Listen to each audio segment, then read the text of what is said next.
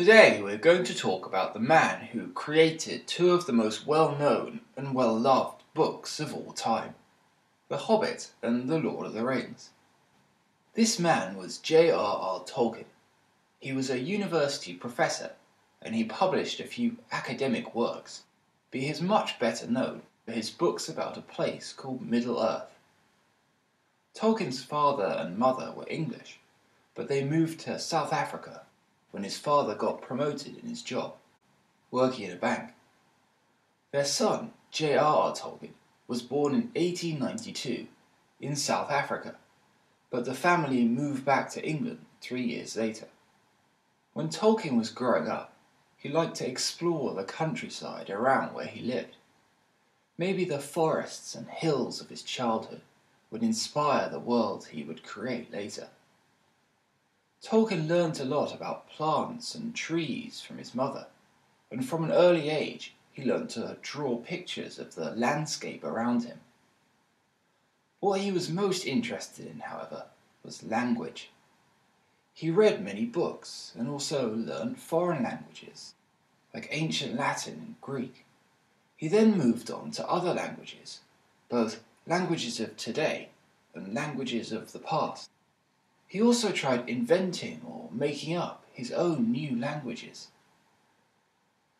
One year he went to Europe on holiday to Switzerland. He went walking with some friends in the mountains. The mountain scenery here would have a big impact on him. And in his later books, there are many times when people have to travel across large, dangerous mountains. Later that year, he started studying at Oxford University. He first studied classics, the study of the ancient world, but then changed to studying English language and literature.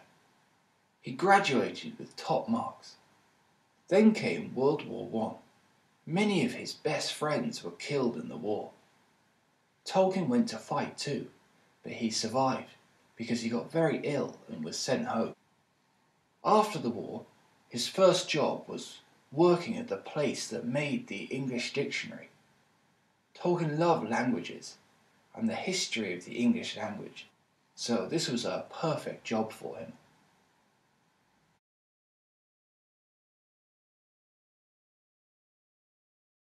Later he became a professor of English at Oxford University.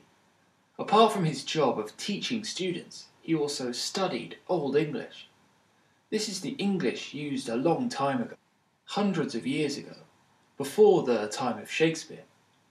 He translated lots of things from Old English and other old languages into modern English. He loved the stories and poems and mythology of a long time ago. Not just the stories of Old English, but the stories of Germany and Northern Europe. This type of story, with magic and swords and dragons, is called fantasy. Tolkien started writing some of his own fantasy stories for his children.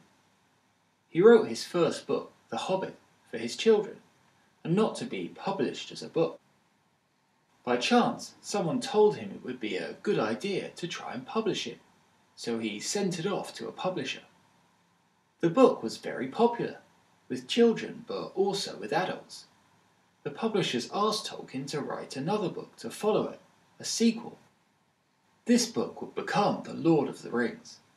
At first, Tolkien wrote the book as another children's book, but the more he wrote, the more the book started turning into a book for adults. He started writing the book for older people, made it longer and more serious.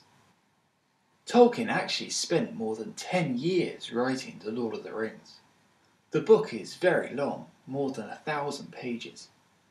It's full of different stories, adventures, poems, songs, as well as the history of the world he created. He also invented new languages for the different people in the book. It was extremely popular, and it still is today. In fact, it probably gets more popular as time goes on. Tolkien's books really made fantasy big in the West, and he has been called the father of modern fantasy literature. The BBC did a survey to find out what the country's favourite book was, and The Lord of the Rings was the winner. It is not just in the UK that Tolkien is popular, though. A similar survey was done in Australia, and The Lord of the Rings was the winner there too. This is the same in America too.